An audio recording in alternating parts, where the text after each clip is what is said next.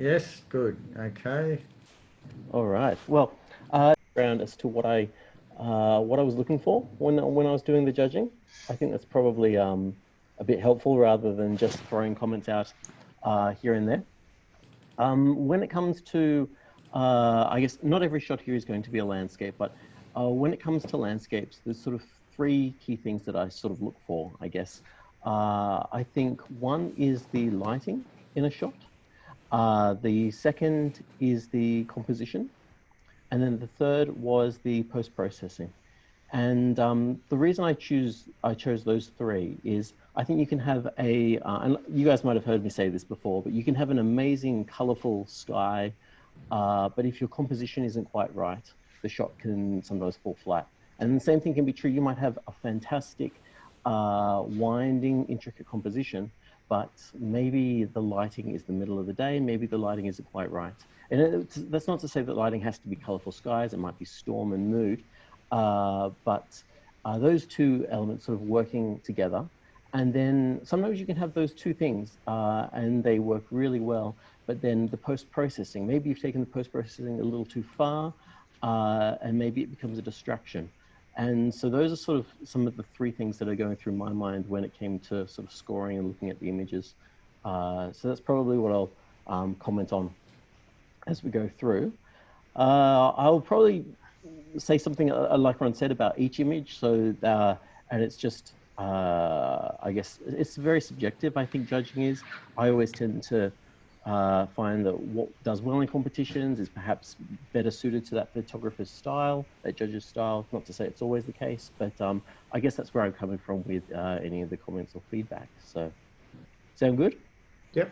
Let's We all roll. needed foreground interest in the landscape, did we don't? All right. Okay. So first image, I thought this was very strong. I like the darkness in the sky. I think with black and whites, to obviously composition, very important. And then when we talk about lighting in black and whites, because we're not talking so much about color, but I think it's about having that separation, about having contrast between elements that does give you the feeling of light. So I guess that luminosity almost. So you can see that the clouds here are very vibrant. There's light down on the island, I believe it is, and so there's really good contrast. So I thought that that worked very well in this image. All right.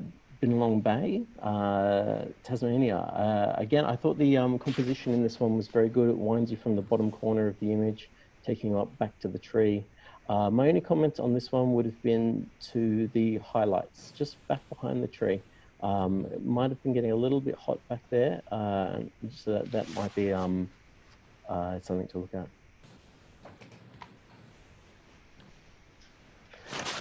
Now this image, the trees in the snow, I really love this. I think it's very good, but I feel as though it's a little bit tight on the crop. I don't know if there's any more on either of the sides of the image, but to create a bit of space for the trees, I think would be really nice.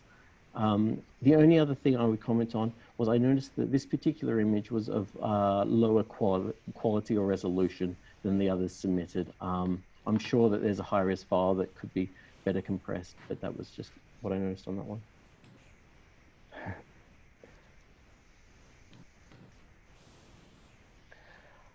This shot I thought had very good balance. There's a great sense of framing between the tree and the mountain. However, I think the light just feels a bit flat. I think I would like to see something that's a little bit brighter. I feel like everything is getting close towards a mid-tone, and I'd like to see some bright whites in there. Maybe it's the directional light coming from the left-hand side with the tree. Nope, sorry. There you go. I thought this was well spotted, well seen. Something that could easily sort of be looked past, but with the windy conditions, I thought the framing of the trees worked well. Yeah, and I like the darkness in the sky. Good contrast.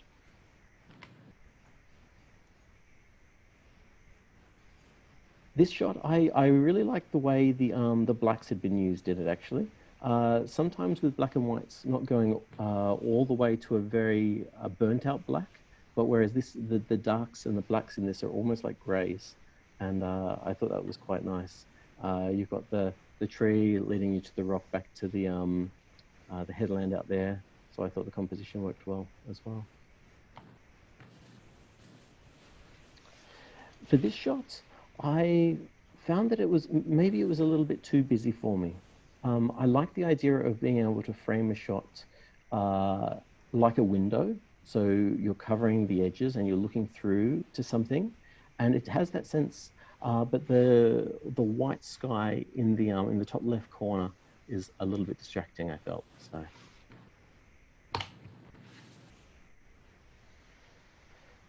For this guy, the tree, I think, was a great subject, very gnarly, moody clouds, good storm, and but I would look at seeing if I could introduce some more brighter areas in the image, just to try to lift that sense of everything being a little bit grey.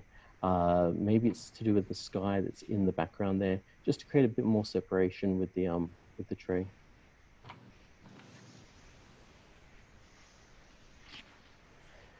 For this one, Mount Wellington, I really like this one. I thought it had that that idea of light. It has good contrast, good separation, and then I really love the layers as you go back into the distance. You've got these different tones of grey, and it's almost as though, and the blacks are almost receding back to greys as you get back there. A lot of detail. Really loved it. All right, Govet's Leap in Blue Mountains. For this shot, I like the lighting. I think the lighting is really nice. It's coming in down the bottom there. But I find that the sky is a little bit distracting from it. I would love to see the bottom part of the image have some brighter whites and to perhaps darken down a little bit on the sky. Hang on a sec, sorry. Here we go. All right, I like the sense of light we've got in this one. I did wonder when I saw this whether it was a little bit just too tight on the sides of the frame, and how this could have worked if maybe it was shot horizontally. That was one of the thoughts that I had there.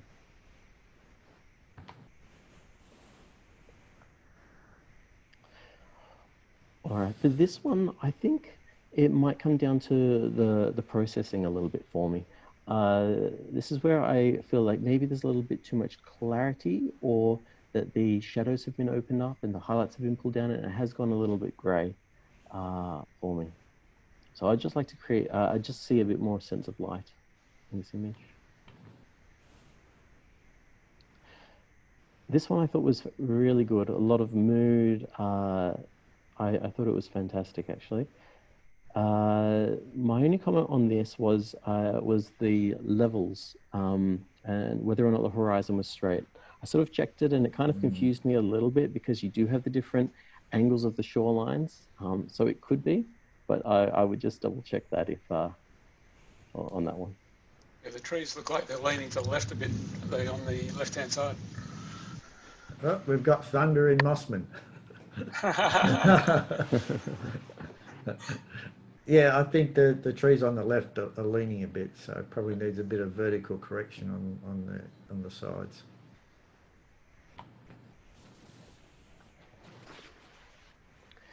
For this one with the ripples in the sand, I love the patterns and the textures, but I feel like the hero is really that section that's in the mid-ground there. And I would love to see maybe moving in closer and just featuring that area, or maybe even a top-down of that shot.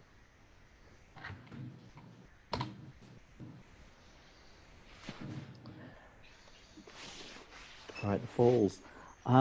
Again, this was a good use of greys rather than going all the way to black. He decided to keep it as a sort of a grey tone. The only thing I would watch on this one is the highlights on the rocks on the left-hand side. I found those were a little bit distracting from the falls themselves. If those were pulled down, I think it would look quite nice. That's all right.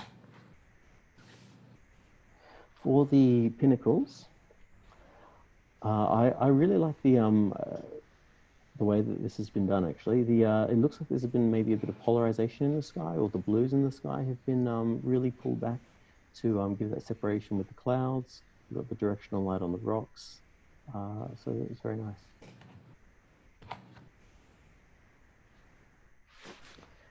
The salt flats. Again, this is a fantastic composition. We've got great conditions.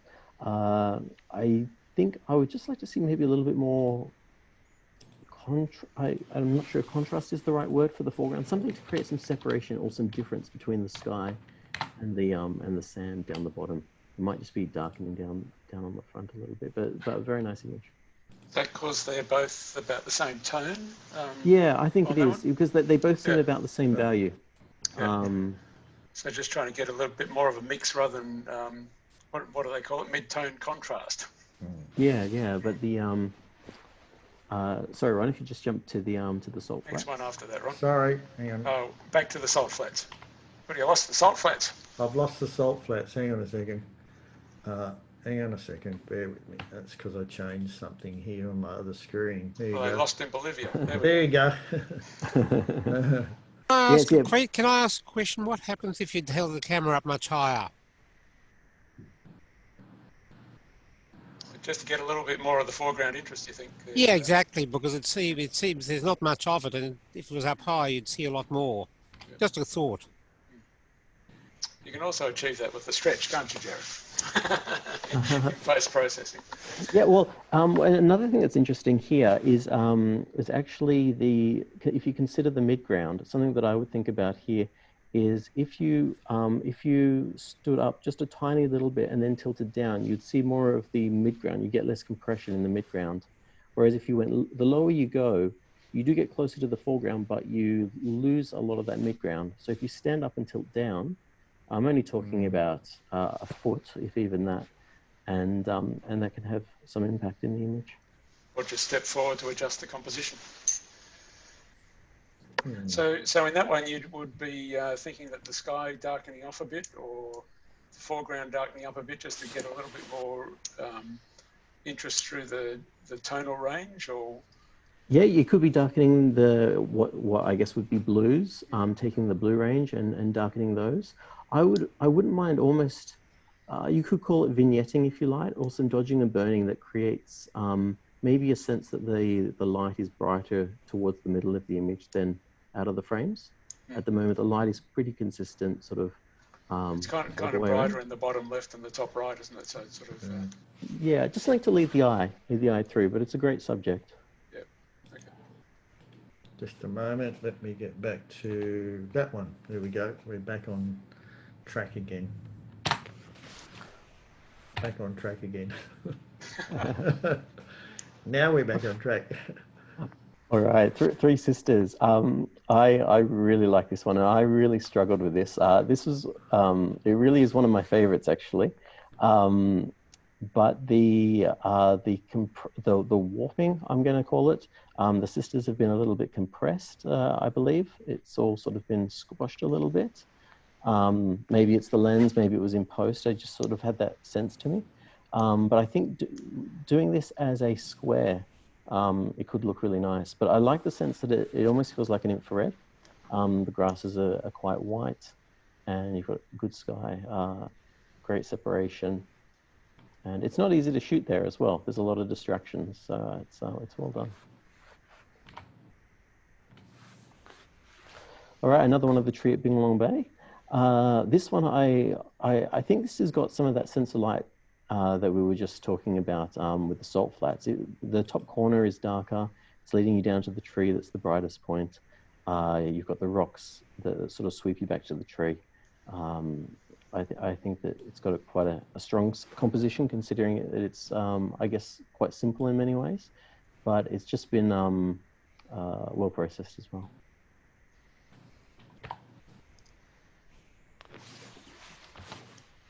No, wait a minute. Get your finger off that button, Ron. I'm trying to get rid of this all the time, and it skips forward, so I'll leave that there. The for Golfos, for the falls, A lot of, a lot of mood. But I would. This is sort of the opposite. I feel like the vignetting has perhaps gone a little bit too far on this particular shot. I think with vignetting, if you can do it in such a way that you can't quite notice it, it can be very, very useful till you dry. But I would just go a little bit lighter on that. That way. That way. That's it. This one, nice sense of light with the rays coming down. I just feel that the land itself was perhaps a little bit dark in this shot. Is that the thinking where you need to see detail in the shadows even if they're dark, rather than Exactly. the full silhouette? Exactly. Yeah, it's nice just to see even just a little hint in there. Yep. So that's a common thing that most judges will look for, is it? Shadow detail in the shadows. Yep. Yes, yeah. It can sometimes be hard to see on different monitors, but if you're having a look at your histogram, just making sure hasn't gone too dark on the histogram, then it can it can save the detail in there.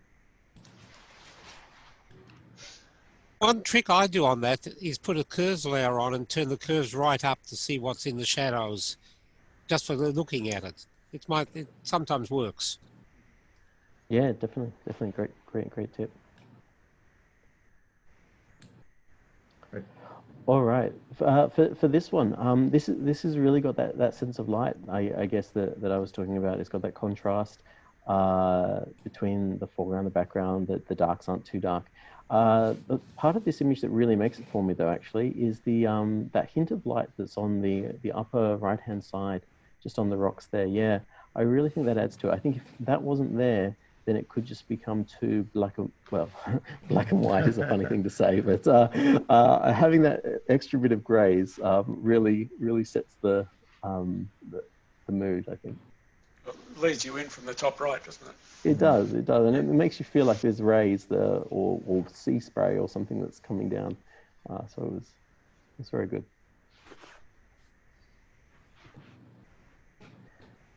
All right, the two sun stars. I thought this was well seen, seeing the reflections.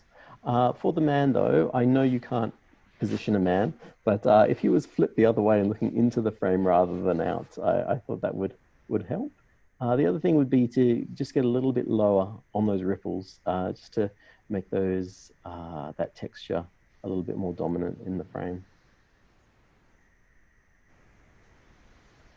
So if we go back to that one, just a question for you. Just on the definition for monochrome. So you can see on the sun where the burn actually creates a color, even though it's a black and white image.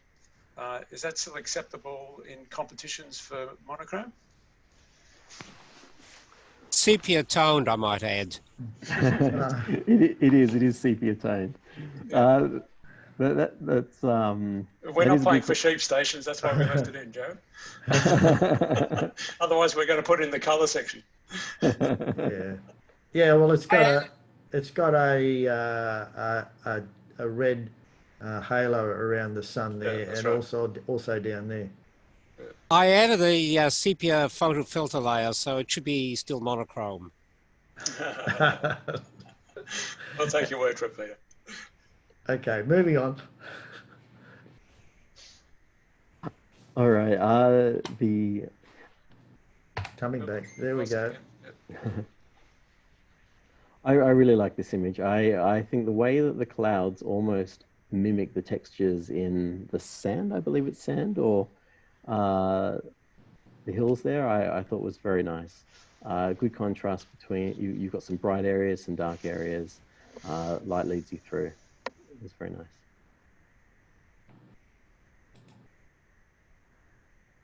There we go.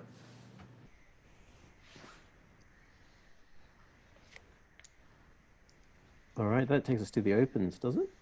Yes. Well, there were a couple of opens in the previous one, but this is the opens from now on. Yes. Oh, great. All right, so for this particular image, this is some amazing conditions. You've got the early morning light, you've got the mist. I think it's well composed, still water. It's very, very nice. This one image, I would have I feel it's been over sharpened, and so that's just something I would have a look at. I found that a little bit distracting. There's a bit of artifacting, and maybe it's happened to the noise or something like that. But just have a look at that when. Yeah, around there you can see it. Around Yeah, there. yeah. And It might be also, harder to see on a screen share, but yeah, yeah, in the gallery you should see it. yeah. But it's a very good image, otherwise. Now, this one was a controversial one in my mind. It was it's very abstract. Uh, but I could see it doing well in some I think there's some competitions where this could do very, very well, and others where it could be the complete opposite. Uh, the I do my only feedback on it would be the maybe a little bit more space on down the bottom, but where the triangles, I'd like to maybe see a little bit more breathing room in the bottom left and right corners. And I think that's a person that we have standing between them. And I found her to be distracting. But this is the sort of thing, the abstract, that I think you'd see in, say, like head-on competition, or the Sony, is it called the Sony World Organization Awards. It's quite an abstract image. So definitely not my style, but I like it. I like it all the same. All right, leading line of the fence, a really strong line there. I would say maybe time of day might be the only problem here. Maybe if the lighting was coming onto the other side of the fence, that might help it. But I think the lighting was just a little bit harsh.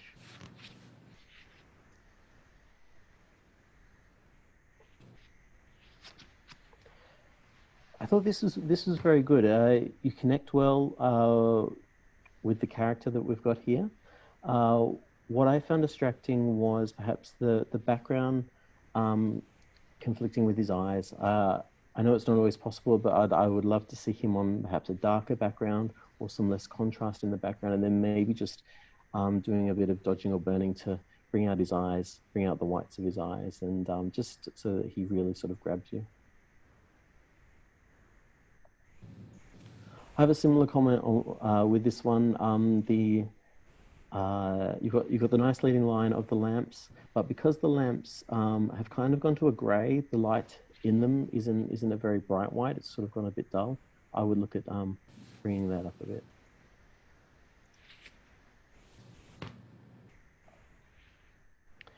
This was another one of those images that I think it's used grey well, rather than the image going too dark. But I would like to see some more contrast in maybe bringing out some highlights on the ice.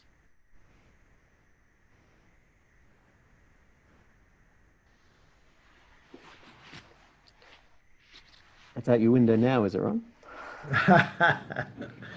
Yeah, I think so. All right, this image. I looked at this image for quite a while.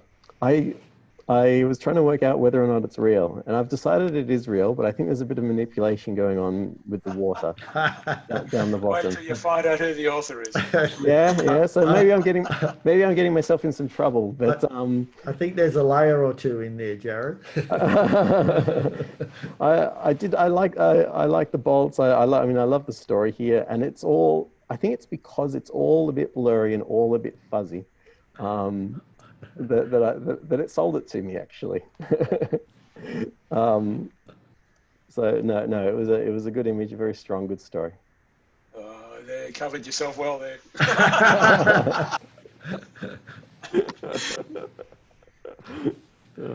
We still love you.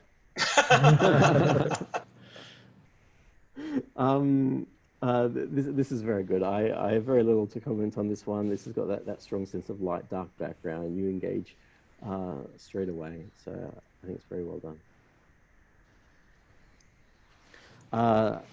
For this one, I mean, it's interesting to see that contrasted with the shot that we just saw before. I think the difference is simply in the eyes. You've got dark background, you've got strong lighting, but I would love to see maybe he's looking at you.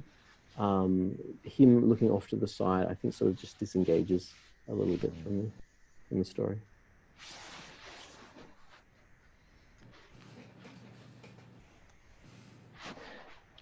For the boat shed, with this one, I would just watch the highlights. I noticed on this one it was quite blown out, and so while that's kind of the hero of the image, once my eye got to there wasn't really much there to see. And then if you're happy to Photoshop something out, I would probably take out the plant down in the bottom center, just as a distraction.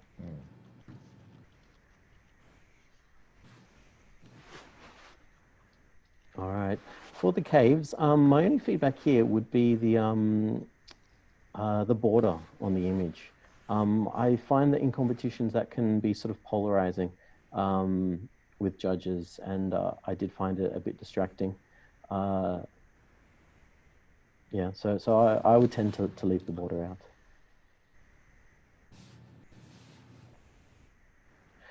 out. Love this image. One of my favorites, actually. Lord Howe. I like that sense that the sky's been polarized. It's quite dark. You've got the separation with the cloud. You've got the rocks and the shoreline sort of winding you around. So very nice.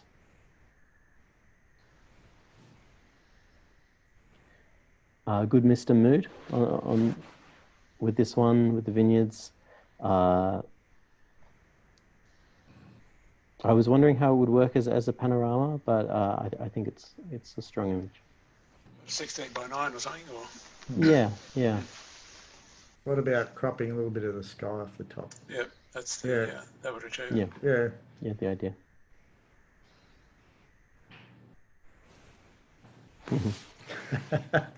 Same author, Jarrod.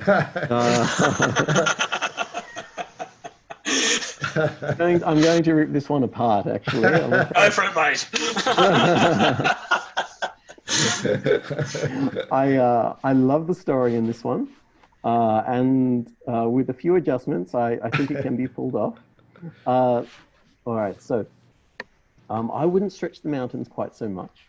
I think a little bit you can get away with, but maybe it's only because I've seen them, but it was a little bit much for me. With the stars, I would, with the stars, rather than soft dots, I would go for hard pinholes. I think if you think when you downsize your images of stars, they're usually like pin sharp. So rather than keeping them soft. For the moon, I wouldn't worry about trying to compose the second half of the moon that's in the part that's in shadow. I would just go for the crest and make that a little bit smaller. And then just on the rocks on the right-hand side, there's just a bit of masking there where the water comes over the rocks. You're very close there, Ron. Go back to the rocks on the right-hand side. It's a dark band on the right, on the rocks on both. Yeah, it's on both sides, actually, Jarrod. Yeah. So. But it's a very good story, and that water flow is amazing. I wish I had taken that water flow. That's perfect timing. Yeah, well, it was all there. Where is it? Where is it? Fraser in Fraser Cold Bay. Yeah. Cold Bay. Yeah. Yeah. It's looking towards the immensely large hazards. The very hazardous hazard. Moons, one or the other. For real? What about making the moon twice as big? Maybe it was. That was how I saw it anyway. But Jarrod was right next to me, so he should have seen it like that too. I'm going to have one just like that, Robin, don't you worry. I think you need a couple of extra gin and tonics before sunrise for that one. Okay, moving on. This image, I really liked it. I couldn't fault it really. Good use of wide angle lens. Like typically wide angle, I would suggest pointing down for a foreground, and this time they've just gone straight up. It's great. You've got that sense of the abandonment with the buildings and the cars. Great sky. I really liked it. Would you fix the verticals? I don't mind them. We could ask the architect, but this sort of thing, I'm more forgiving with it. Suzanne, do you want to make a comment? Yes. No, I think it adds to the story to not straighten the, because that's how it is. It's falling down, and so normally I would straighten everything, but I think it adds to the story to have it. Okay. I agree. Very good. Okay. All right. For this one, I like the sense of texture that was in there. It almost felt like an old pinhole sort of camera. Yeah. So I mean, in terms of the composition, I could be a little bit wider or a little bit more space around it. But I do like some of the techniques that have been used.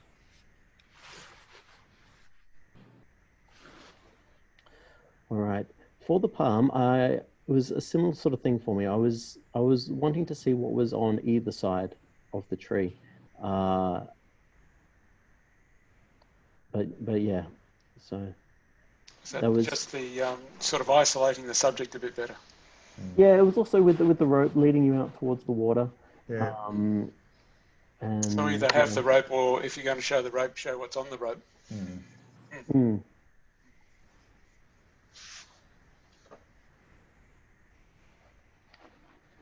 I love this image. This is very good. It took me a while as well to work out what it was. I wasn't sure if it was sand or snow. Definitely snow. Yes. But yeah, no, I've got no feedback for this one. I really liked it. I could have gone a bit closer to the subject there, Ron. You know, why are you so far back?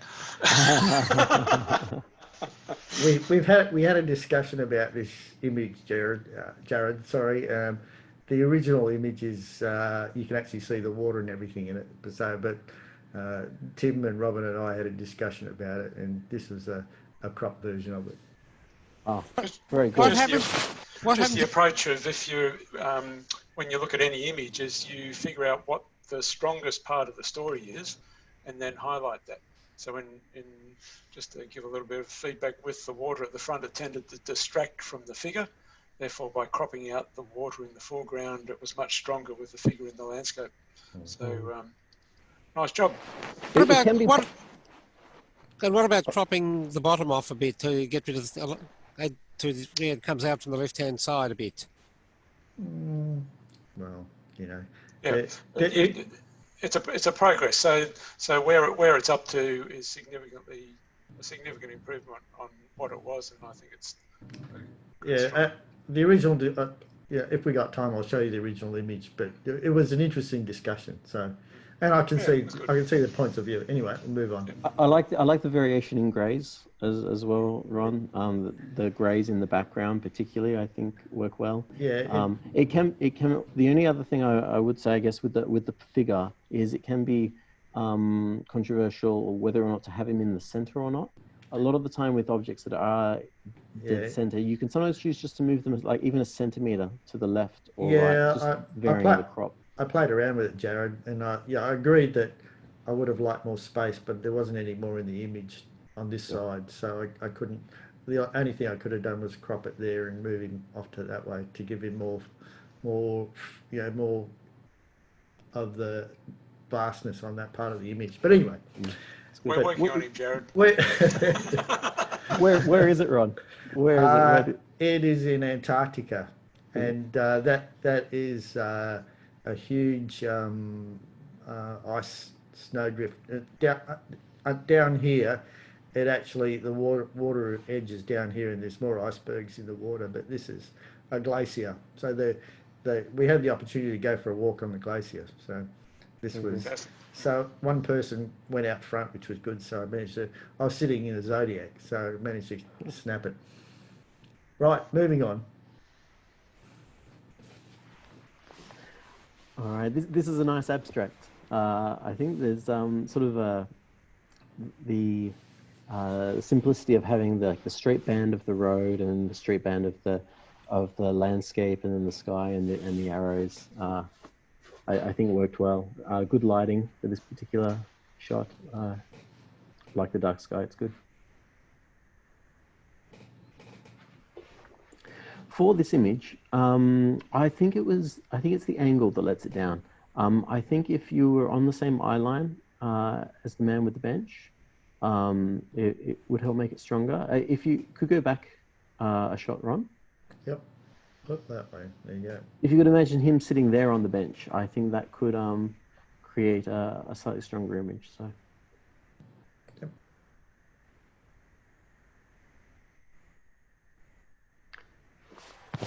And yeah, so this was the giveaway for me for where the other one was taken.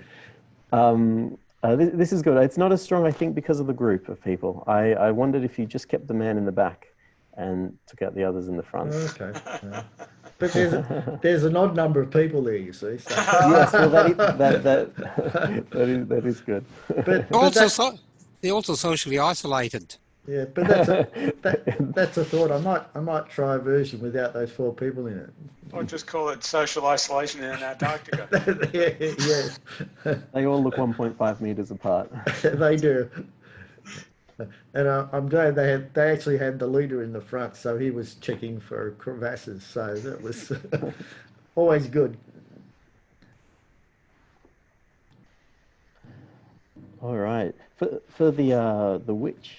This again. I looked at this for a while. I was torn by it because it's I think that the lighting and the background and the processing is spot on. You've got a dark background. You've got a strong sense of side light, but I can't engage with the subject quite so much. So I wondered if the author did this with maybe some portraiture, with some people. I think you get some really good results. Okay, that is the final image. So you can have a break for a minute, Jarrod, and I'll dial up your awards. Okay. So Jarrod misunderstood the way that we call our awards, so we've adjusted it accordingly. So our merits are normally gold and credits are silver. So. But they all lined up properly, so I went through and I changed them accordingly, and thank you very much. And Jarrod also, because we had so many open images, he's got a judge's choice for the set subject, which was Australian landscapes, and also a judge's choice for open. So we'll go through the credits, which were the silver awards. So this one was Binalong Bay by Rick Merica. Can we get clapping? Can we take everybody off? Everyone go off muting and clap away. Right. Very nice. Okay, we've got Bogong 2 by Jennifer Blakey. Hey, Jen. Hey, Jen. And yeah, it's a mobile phone shot because I left my camera at home for a week in the snow. Pretty good resolution. Okay, it's Breakaways by Mr. Michael Brown. Thank you. Very nice. I had this in colour. I thought I'd try it in black and white. Yeah. I like it in black and white. Yeah. Yeah, we had a discussion about it, Tim and Robin and I, and we think it looked better in colour because we've seen the original colour one. But it still looks good. I think I agree with you, Ron, but it's interesting I was struggling with how much sort of contrast to put into it. And given Jarrod's comments, might try it again. Okay, and this is another one, Cape York Squall by Michael Brown, obviously shot in Cape York. It was shot in Cape York, and I was extremely wet when I took that photograph.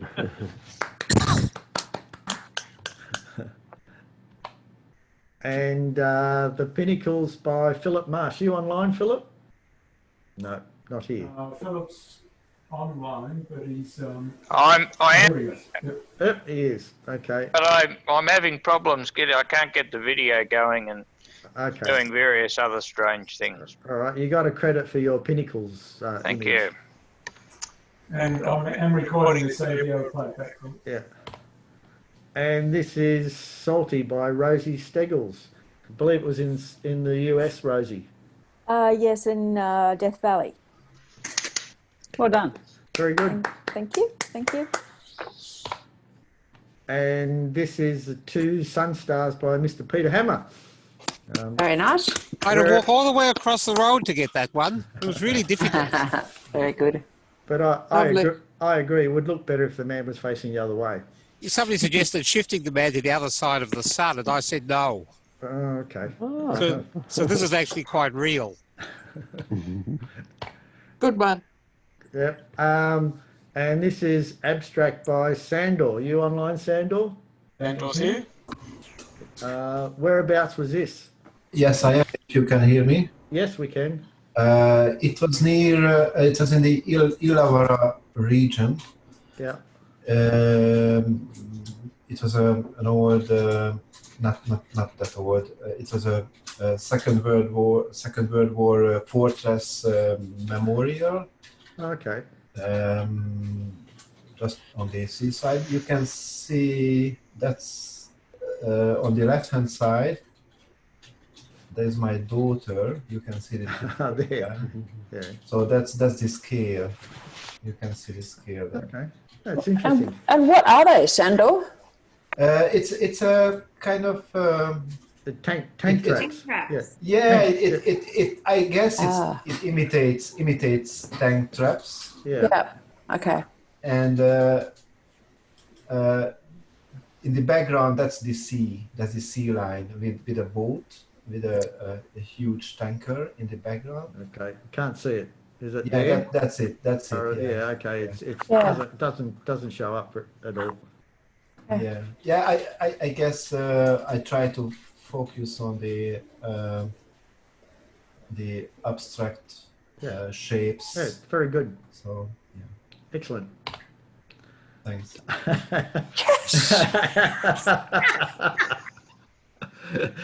How many images are there, Robert? There are just one. Thanks, Rob. That's actually everything is real. Jarrod picked the water. It was just enhanced a little, but everything else is single shot. Okay. I'd like to see it unenhanced because you might have got a reflection of the lightning in it, which would have looked really cool. It was feral weather. That's why the harbour bridge is fuzzy because it was absolutely bucketing down. Because the lightning looks fairly sharp.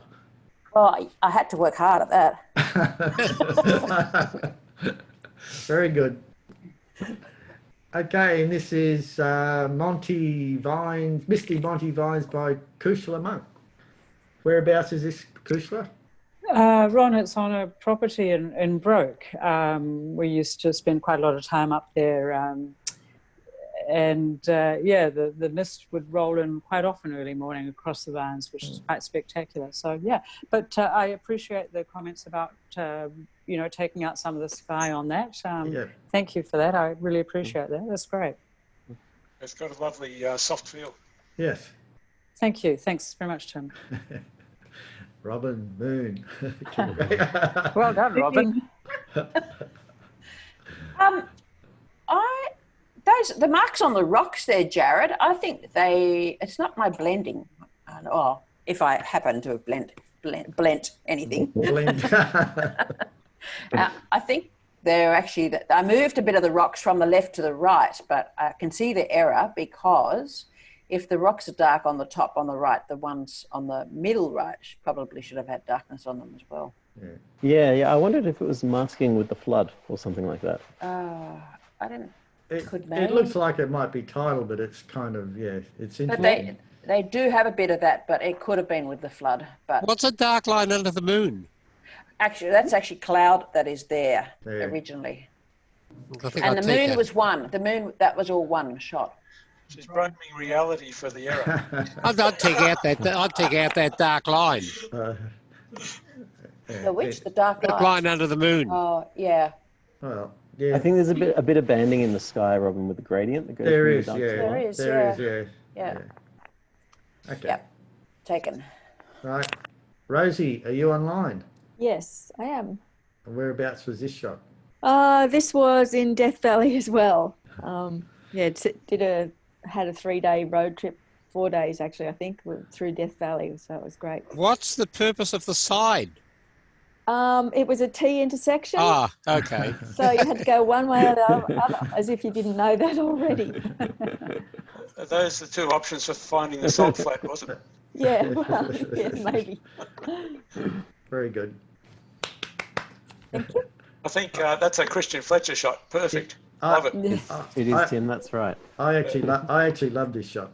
I do. I think you should send a copy to Christian and show him that he needs to lift his game. Oh, really? Oh, I might do that. Okay, so that was the last of the credits. Silver. So let's go to the Golden Awards. First Golden Awards by Maribi. Maribi, where was this? It was taken when we went with the club to Jamberu. Oh yeah, yep. Yeah. That's Minamurra. So that's the sea stack off Minamurra in the mouth of the river. Oh, okay. Beautiful. Yeah. It's interesting. I've been there a few times, but I've never seen it. So very good. You can come. Well, we can discuss that later, but we might have to revisit that when the lockdown wars are off, if we get a chance in October. Yes, that sounds like a wonderful idea. Okay, very good, Maribi. Okay, Ian Woodforth is in the awards. Congratulations, Ian. Would you like to tell us where this was? Cape Pillar. On the 3 capes walk in Tasmania. This is at the mouth of the, I suppose, the Derwent. Yeah. Maria Island is just to the right, to the left and behind. Oh, okay. What would happen if you cropped the whole right-hand side off and turned it square? Yeah. We asked the judge if that would be a stronger image. Like the way it. Ooh. Yeah, that's what I'd like to hear. I was wondering. When I was looking at it, I was actually wondering a step to the left would push the tree closer to the rock, and still allow you to keep some of the headland in. Because at the moment the tree is pushing its way out of the frame on the left. Yeah, it's really close to the edge. The shadow is the part that it'd be nice to see all the shadow. Yeah, down here. Yeah. Anyway, But very good. I like the control of blacks and the greys in that. That was very nice. Very good, Ian. So that's one of your first awards, isn't it? No, there was a portrait one I got Okay. Yeah, we got a gold on it there. You got a gold there. Yeah, you got perfect. Straight to the pool room. Okay. Is Louise Scambler online? Louise is down there, muted at the moment. She might come on board if she realises she's got a gold award. Hello. Here she comes. Hello, Louise. Hello. Can you see your image, Louise? Yes, I can. Yeah. Congratulations. It's a great image. Thank you. Did you sneak to the top of Mount Wellington the day before Well, no our one trip? was looking. Yeah. I was lucky. Janice went up the day before, or the day after, and got no view at all.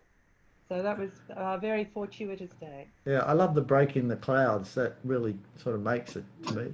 Yeah, great image. Yeah. Okay. Rick's not here. Obviously, it's in Lake St Clair. Yep, that looks like it. Perfect. Yep, that was. I think he went down a couple of weeks before our trip, Jarrod, with his wife Robin. Yes. For her birthday, I think it was, or someone's birthday. Yeah, that looks like the Pump House Point Lake.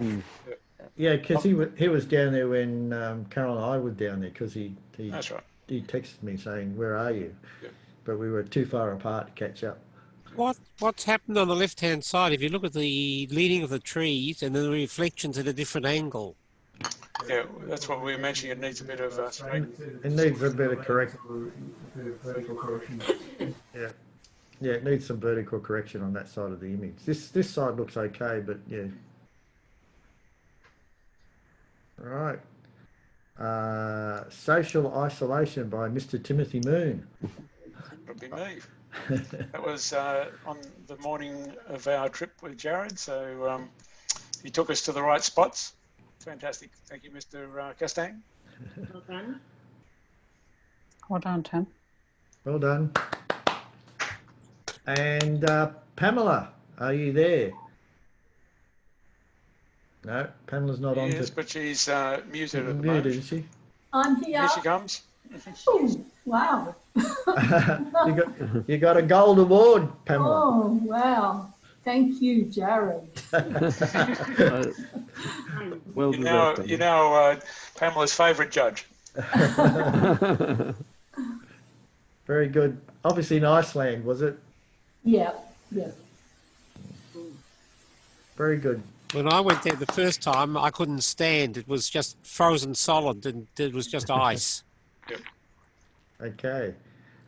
And Louise Scambler, the monument in Bruny Island. Well done, Louise. Thank you. Yep, great shot. Yeah. Thank you. Yeah. Well done. It's pretty tough. You're obviously in the speedboat going past, were you? That's right, because I was in the very pointy bow of the speedboat. Other people weren't so forward looking. I have to tell a story out of school here, because when we turned up to the boat, we were all gathered as a group, and then there's a sudden charge to the front. Louise led the charge onto the boat and grabbed the only seat at the front of the boat. But no one else wanted that seat. Went the barge, and we all sat at the back. So obviously she knew, and she got the right spot. Well, I'd done the Tasman cruise a few months before, and I really wanted to do that cruise again and get the front seat. So I'm afraid I was very determined to be in the front. You were lucky with the weather conditions, because if you were there on the day that we went previously, you would have come back drowned. Yeah. Well, the trip back made me pay for the privilege of sitting in the front seat. It was a bit strong, a bit rough. Very good, Louise. I like that. When I was there, the sun was wrong, and we could only get a midday flight and a midday trip on the boat, and it just didn't look very good. But yeah, it's pretty spectacular going through the gap. Through the gap. Yep. And it's so good it was actually the day that we went through, it was really quite calm. So he thought it was so good that he turned around and went back through the other way again. So, as you do. Okay. Suzanne Nelson, Winds of Time. Gold Award. Work, Suzanne? Great shot, Suzanne. Fabulous. Whereabouts was it? Well done, Suzanne. Thank you. It's actually it was at Baruby Beach, just in the car park, or just off the car park, and you've got all these amazing dunes, and it was where the tractor sort of dumped the sand off the car park, was it? yeah, that was the council man. I thought, oh, if I was just a little bit smaller, I'd feel like they were sandwiches. So I had to shoot it. Fantastic. So which beach was this? Baruby Beach.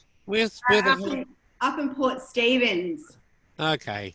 So I was quite excited because it was kind of my first sort of sand dune experience. Handmade. So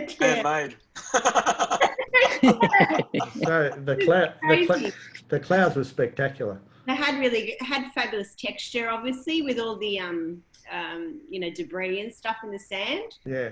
So yeah. Is it an infrared shot? No. Oh, okay. No, that's just my editing. Perfect. That's the IR filter. I don't know what it is, but yeah. That's very good. Lovely, Suzanne. Thank you. Okay, Kushla. Monty yeah. Mist. Gold Award. Wow, sensational. Thank you. Thank you, Jarrod. That's awesome.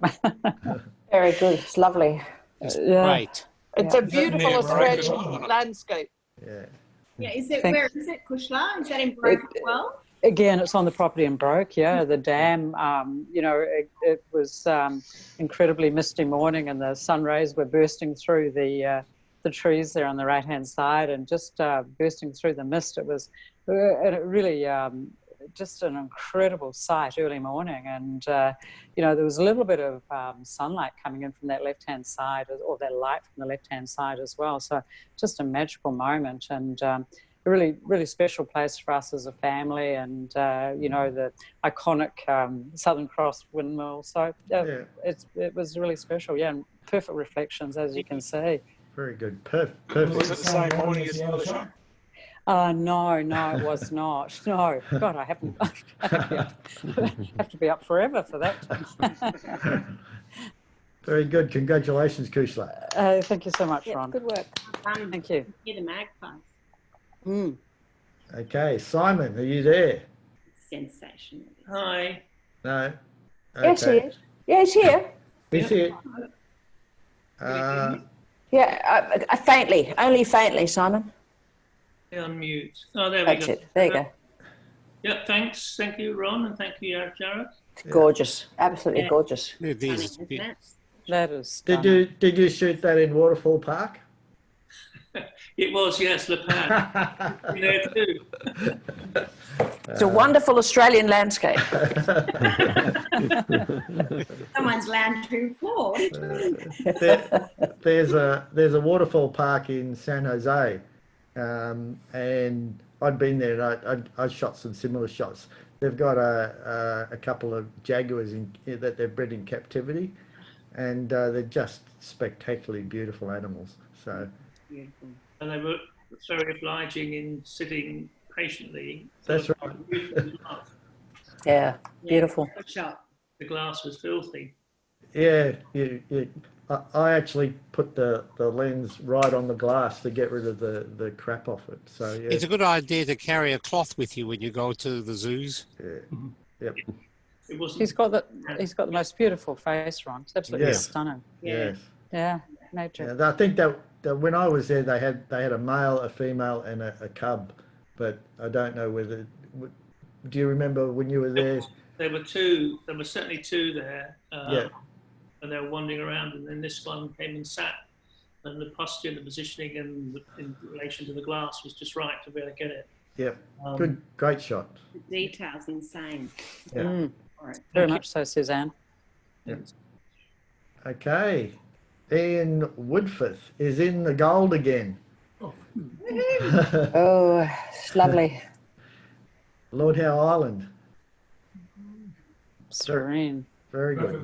Beautiful. Congratulations, Ian. Thank you. Great shot.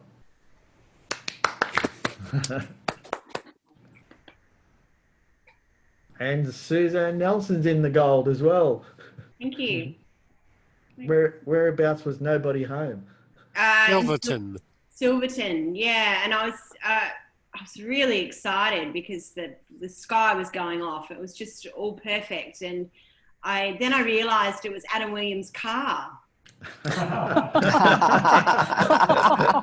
rang him and I rang him and I said, Adam, I'm at your place and you've left your car door open.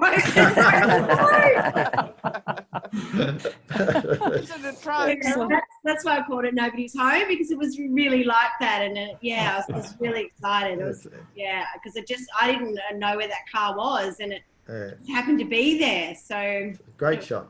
I really love it. Very Australian to me, it was special. Always good to find rusty cars. Yeah, there's actually a car. I'm just out of Broken Hill, coming in from, from the Flinders, coming in that direction.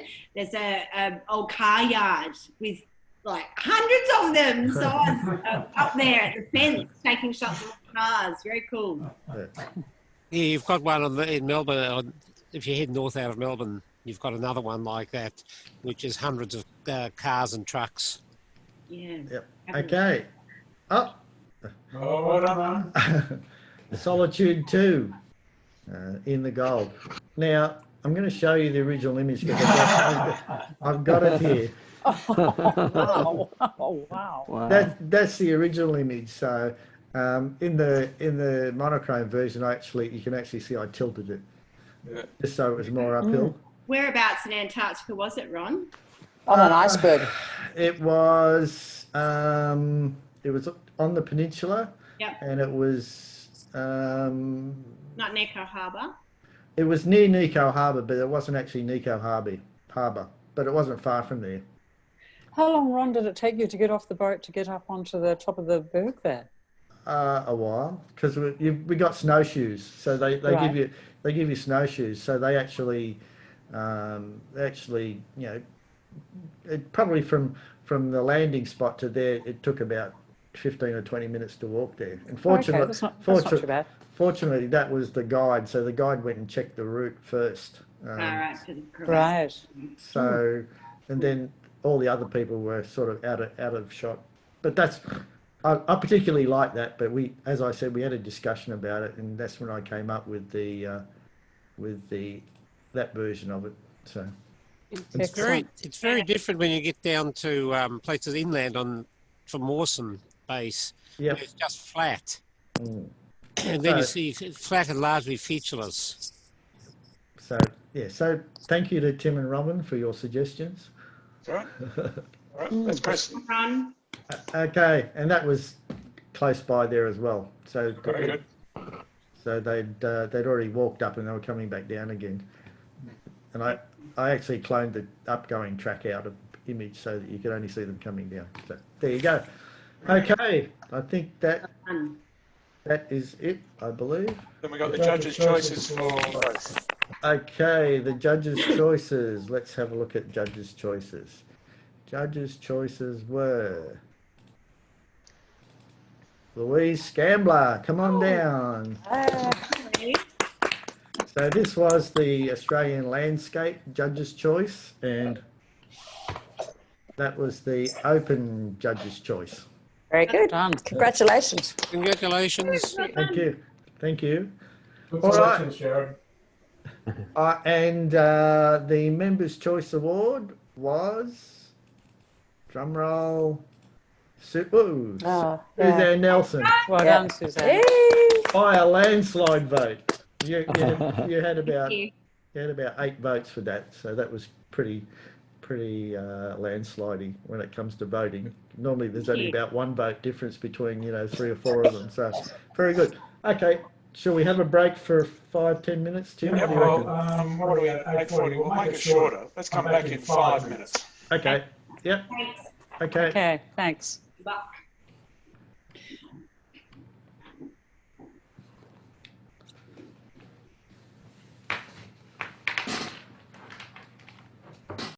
The only thing I'd be careful of is the with some of the post-processing on the flowers in the top right, you're just seeing some of the color start to bleed out into them, which I just found a little bit distracting.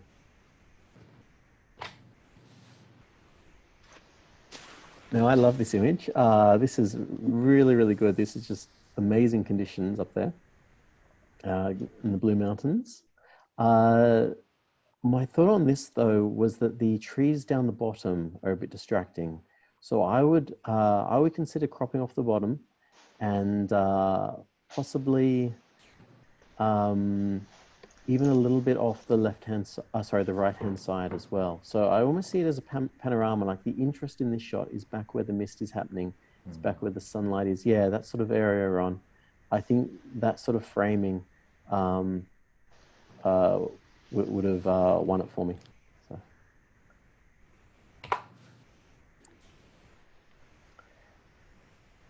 All right, the tree. It's great conditions, good light, leading lines of the tree coming in from the bottom. You've got the range in the distance. I think it works really well.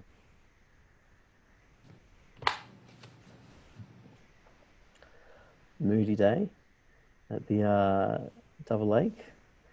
For this image, I think my comment would just be around the spacing around the rock down the bottom there.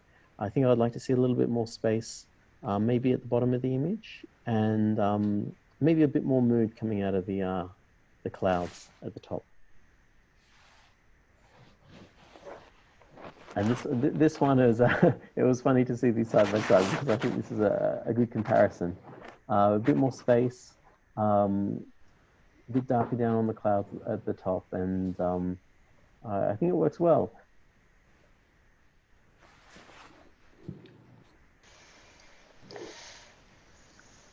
For this image, I like the subtlety of the processing. Actually, I like the light that's on the rocks, but it's not too much, and there's a lot of drama in the sky. So I think that shot worked well. Usually for myself, I would find myself tilting down a bit more than quite that high, but I think you've done a good job with the lines. All right, here we've got a really strong subject with the mountain range and the trail leading you back, but I think time of day lets it down. I think later in the day you get some warmer light. or early in the morning. I would also just a comment on post-processing. I would just be careful lifting up the shadows quite so much and pulling down on the highlights. I think it's while there's a lot of color in the image, I think it's become quite of a mid-tone. So for this one, similar comment to the black and white version, actually, I would really like to bring out some of the light that's down in the bottom of the image, especially the light that's hitting the mountain range down there in the bottom right-hand corner. Love to see that being brighter.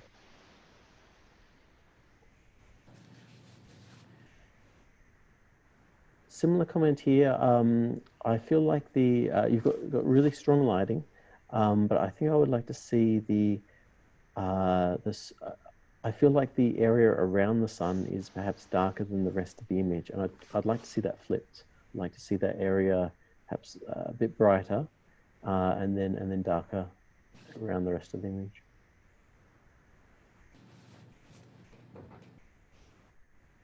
We all know this place. So it's psychedelic. Look at the colours in that.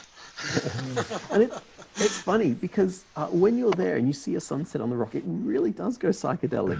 Like it's a really tough one to process. So I give a lot of credit to the processing on the rock. But the bottom half of the image, I know it can be crazy with the white balance, but the grasses have just gone, and it could be a white balance issue. I would look at warming those up and trying to get those back to a more natural tone. The bottom Just half. drop the cyan out, and that might fix it. That fixes everything, doesn't it, Tim? It does. 90% of the world's problems is cyan.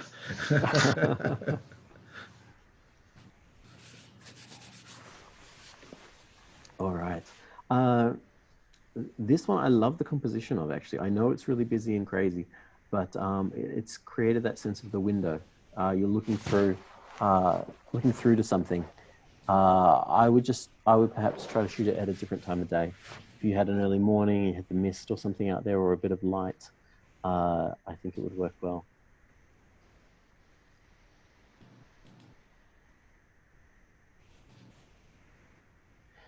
For this image, I think I would like to see it. I was thinking about it with a different focal length. I think I'd like to either be tighter on the tree or wider with a bit more foreground. And then when processing it, just be careful of the haloing around the outside of the tree.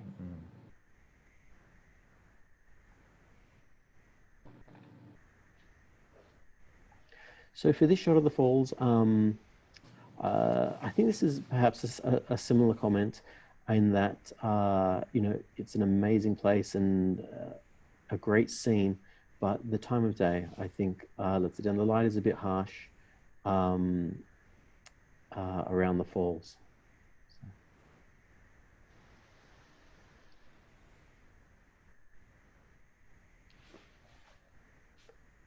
All right, this was very good with the lines from the tree. I can't fault it too much. I was wondering whether or not to keep the road in the top right-hand corner, and also the distorting perspective as it goes out, because the bottom half of the photo looks like it's almost top down, but then the perspective bends out with the tree as it goes into the distance. But I'm only nitpicking because it's a very good image.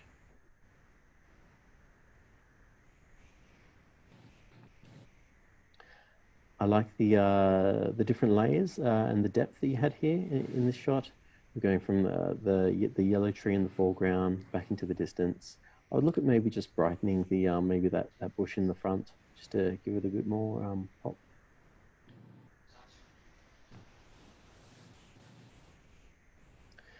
For this one, I like the subject. You've got the silhouette of the tree, you've got the moon. Robin, that's what a moon looks like. That's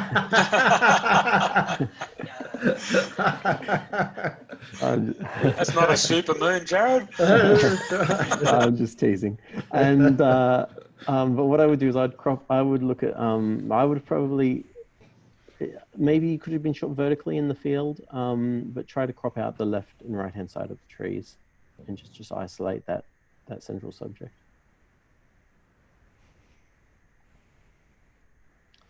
For this one, I would like to see how this actually works in black and white, and see how it goes with a really high sort of contrast, but very, very minimalist.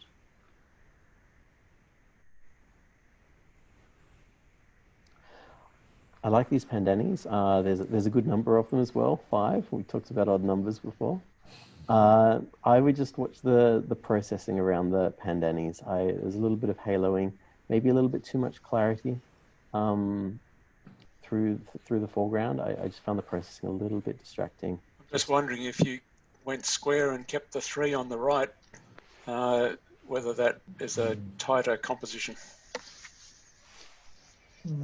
Yeah, that's a really nice idea too.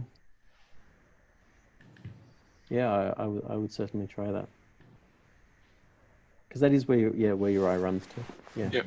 Is the interest with the mountains. Because you tend to get distracted by that last one on the left that drags your eye to the left, where you really want to be staying with the 3 and the mountains at the back.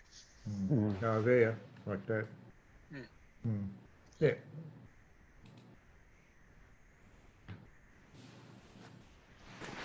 All right, nice conditions here. Got the mood and the mist with the hills. I think the foreground layer is really what lets this one down. If it was just a green hill or something like that, I know it can be hard to change locations and things like that, but I think that's the main distraction with this image.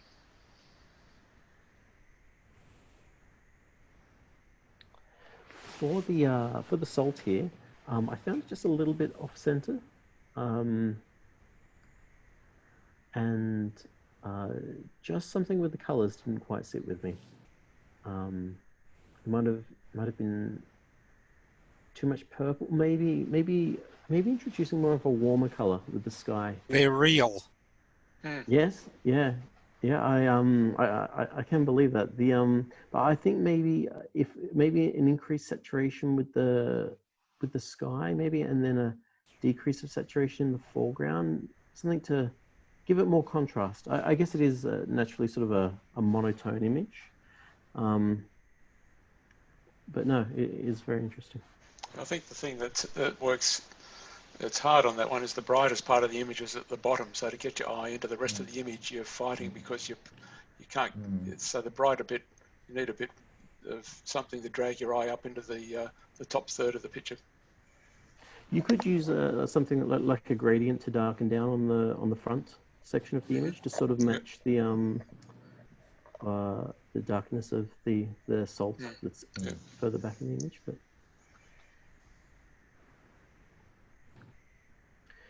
this one had a lot of mood. It's very, very good. You've got strong leading lines coming out from the bottom, good swell.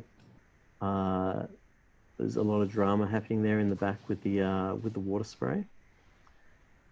So I thought this was very good. My only comment would, I think up close on the headland, towards the top of the headland, it was looking a little bit soft. It might have been a bit of processing just around the edges, but it's very good.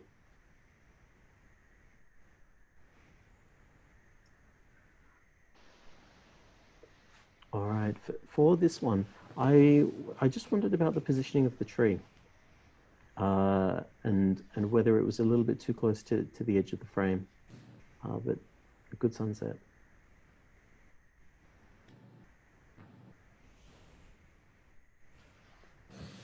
Binawong Bay. For this image, you've got great color. You've got the rocks that lead you back to the tree, back to the sky. I would like to see maybe a little bit of maybe the sky in the distance is a little bit brighter. At the moment, the sky that is at the very back, I feel that should be the brightest point of the image, and my eye gets drawn a little bit out towards the edges.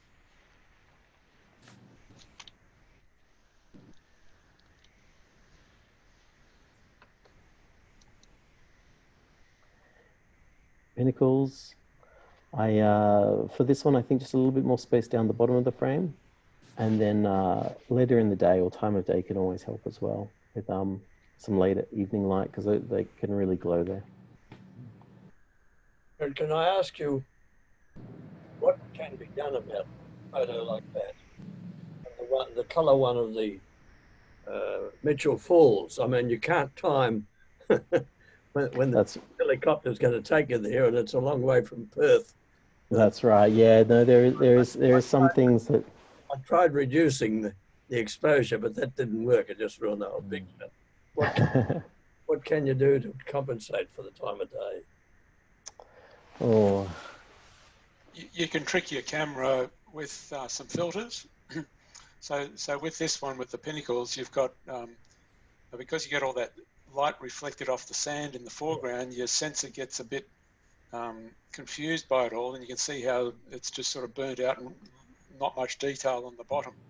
So if anything, you could almost use a reverse grad filter on there to sort of darken the foreground, and you get a lot more detail, so you'd have something to play with.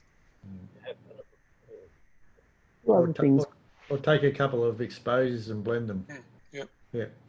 And another technique to play with middle of the day might be a very long exposure. So an exposure that goes for minutes to create more drama in the sky. So if you had something like a 10 stop on, you could get your long exposure, and then you get the interest would then be the clouds drifting, and you get the long exposure of the drifting of the clouds. But sometimes as well, it can be just a matter of it's not going to work, and maybe you look for something else to shoot. Maybe it could be middle of the day, so you're looking for black and whites instead of those color images. Yeah. Thanks for all that. No, that's all right. Also, you want to get rid of that. The green post sort of doesn't. That's the sign, yeah.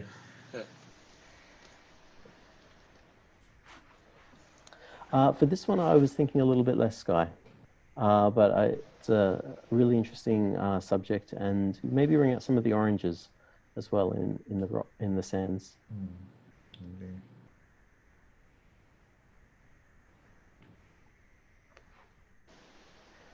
I really like this one. I thought this really had that Australian outback type feel.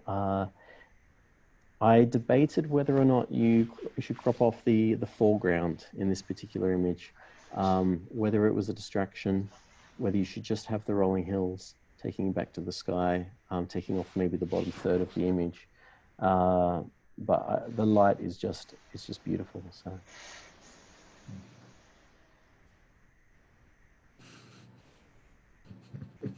All right, we're into the open now. I don't know why you say that, Jarrod.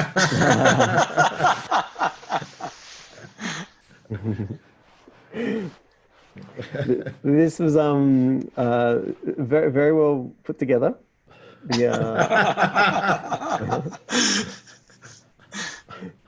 No, my it's very good. It's a great sky. I would. In terms of putting these together, what I would look at is your contrast in your blacks. So in the foreground, down the very bottom of the image, those blacks in that contrast should be at its most intense. And then as you move back to the midground, if you go into the middle of the image, yes, there. At the moment, that's got the most contrast, those greens and those darks. So I would sort of flip those two and have that to be a softer part of the image. And then when you go back again to the headland, then that's softer again, and the softest part. So just a little comment there on creating those layers and the depth. But it was the bird in the right-hand corner that gave it away to me. At least there's no moon in this one. That's right.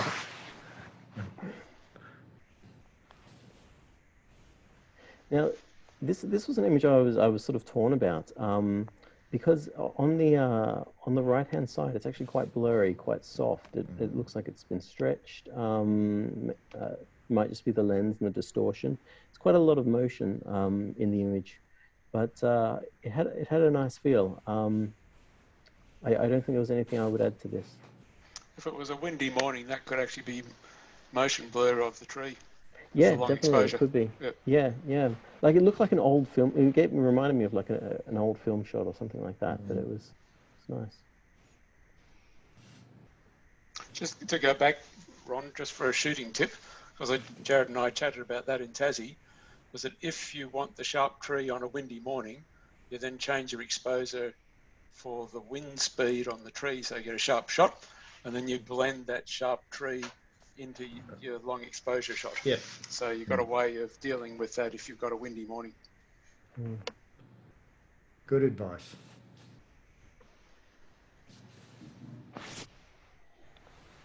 All right, the lavender fields. I thought this was great. Nicely processed, good colors. In terms of feedback, I was wondering, what if you look straight down the line, rather than tilt it, hand across to the left a little bit, and maybe cut out a little bit of the farmhouse.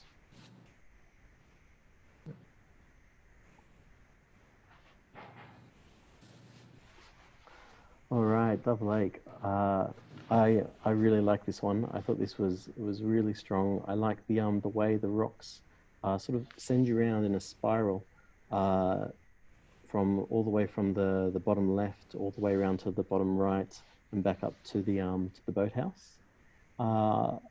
Nitpicking at it, I would darken down the top right-hand corner just a little bit, just on the exposure there. And I would love to see just a centimetre more on the rock on the left-hand side. But other than that, I think it's fantastic. It was one of my favourites.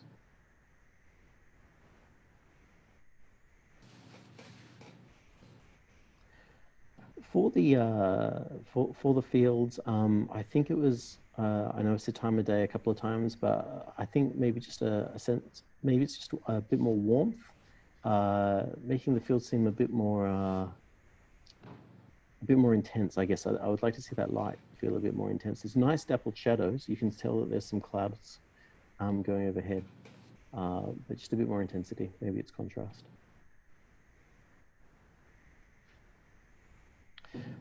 Again, nice conditions at Lord Howe. Beautiful side light on the headland. For this one, I think just in terms of composition, I would consider either walking closer to the shore to get rid of the footprints, or maybe walking back further off the sand. Like you can sort of see it on the left-hand side that it sort of looks like there is a tree line. Maybe you can go back to the bushes and the trees and use those as your foreground, as a way of working with the footprints on the beach. What about straightening the horizon? Yes, that's a good one as well. Sorry, my windows are rattling. I'm trying to stop them rattling.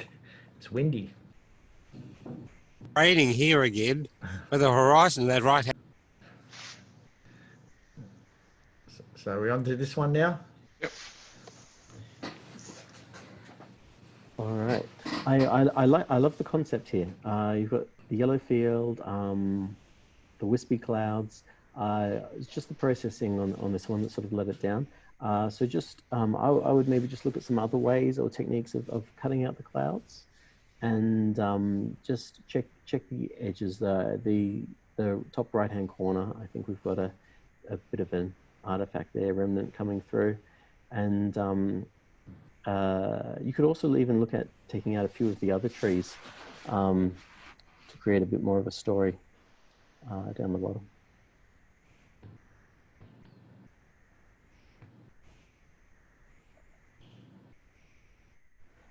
All right, now this is it's interesting because it's not really my style to rotate the camera, but it's such a neon color to it. It's I thought it was quite interesting. I guess it's been lit by maybe partly by the moon and maybe the pool light as well. But I think there was a nice story there. Got all those lines banging right into the corners, which is great.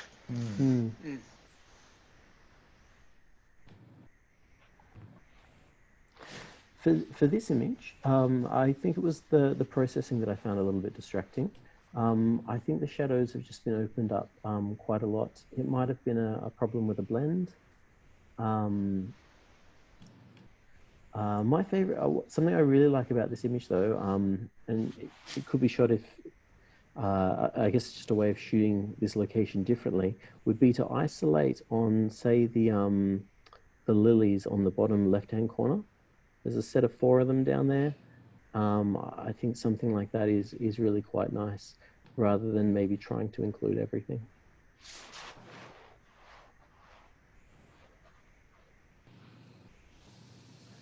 Now this is very creative, this one. No, that's a natural shot. That's the reflection in the car window. I was hanging on a wall at an art gallery. I think it's very well put together. The sands in particular, I really love. I love that texture in the sands and the shadow across the sand down the bottom. I guess when I judge something like this, I kind of just take it as more of an illustrative or a graphical element, or sort of composition. Because a few images ago, I critiqued the the yellow field with the clouds in the sky, and there was some remnants there of the cutout. But here, the clouds haven't even been attempted to be cut out. You know, it's part of the image. So it's kind of conflicting. It's creative. It is creative. That's right, and I mean I like it. I like it as a graphical piece, and I think the positioning of all the elements is very balanced, including the box of clouds. The shadow was in the wrong position. The shadow down the tree was wrong, though, I think. Well, yeah, it is the side lighting on the tree that kind of, with that shadow that's on the bottom of it, that's Yeah, but the bit down the bottom, where it comes down towards the sand curves, I don't think should be there. I'm not quite sure how you'd get that in real life. Yeah, it is the angles of the lighting, but it's good. The iconic puddle. For this shot, I think I would like to see a little bit more on the left-hand side of the frame, and maybe just different lighting conditions, I think.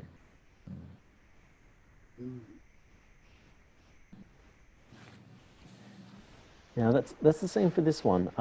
I like the long lens, and you've got the boats. Something that I think that could make this a bit more romantic is perhaps shooting it at twilight, maybe when the lights of all the houses are starting to come on, and you've got a sense of the blue hour happening. I think that might make this stronger.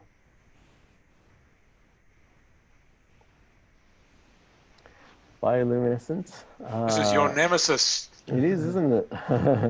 So this is very technically it's very well shot. I like, you can even see a hint of the green glowing on the sand, or the dirt, I should say, underneath it. So it's very well done. I find this sort of thing is hard to critique in terms of composition, though. It's close to a macro, I guess. But it's technically it's very good.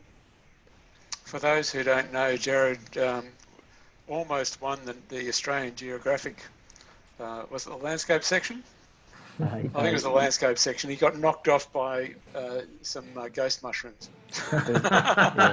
Botanical, yeah. So it's like kryptonite for Superman.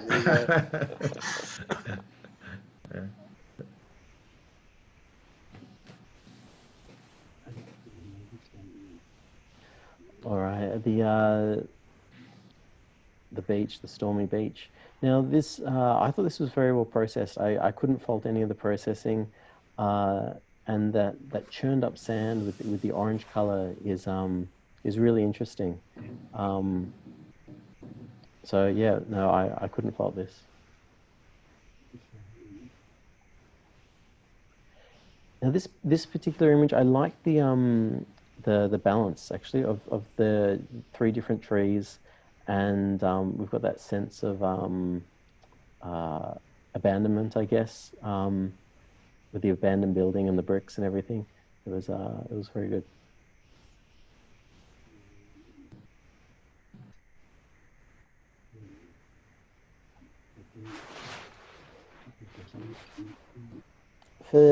For this, I was torn by where I guess a little bit about the story. You've got the guy rowing in the mist, and then the trees. So for me, it's more than just a landscape, and maybe it's a matter of extending out the left-hand side a little bit further, so that we can sort of have a sense that he's going somewhere. But they're good conditions.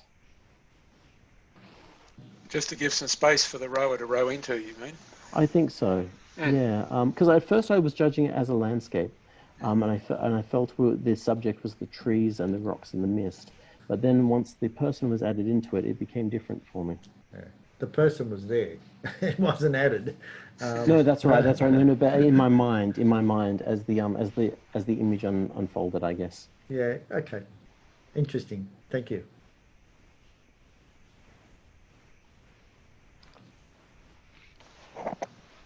All right. For this one, I wasn't sure whether or not the farmhouse added to the shot. I was wondering the light and the field off to the upper right.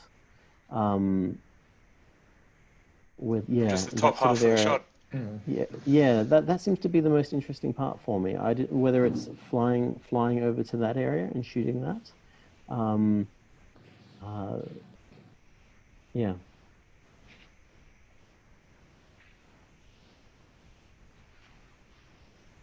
So for this one, we've got strong. I like the strong sense of lighting. You've got the warmer colors of the flower, the cooler colors of the background. I thought that worked well. I wasn't sure how it would be as a horizontal as well, just as another way of shooting that, but it was good.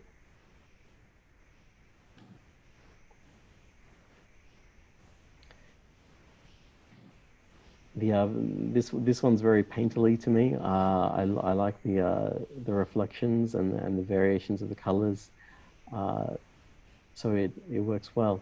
I think I would experiment with my eyes very much drawn to the top left of the image because that's the brightest point. So I just experiment with darkening down that a little bit.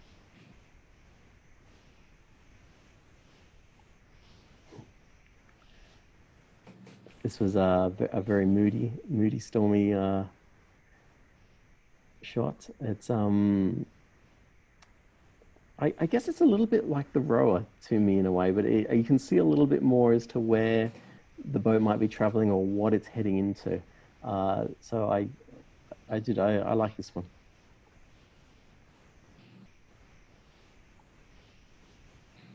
For this shot, comes back to that idea of lighting and composition. I think here you've got some amazing, very strong lighting, but I think the composition lets it down a little bit. The telegraph pole does fall in, say, a third, and so there's some technical rules there that are in play. But I think if there could be something else in the foreground, maybe it's some more of those buildings with the lights on that are down there. I think you could end up with a stronger image. And then with this shot, I think maybe just a little bit less foreground. Well, actually, it could go either way.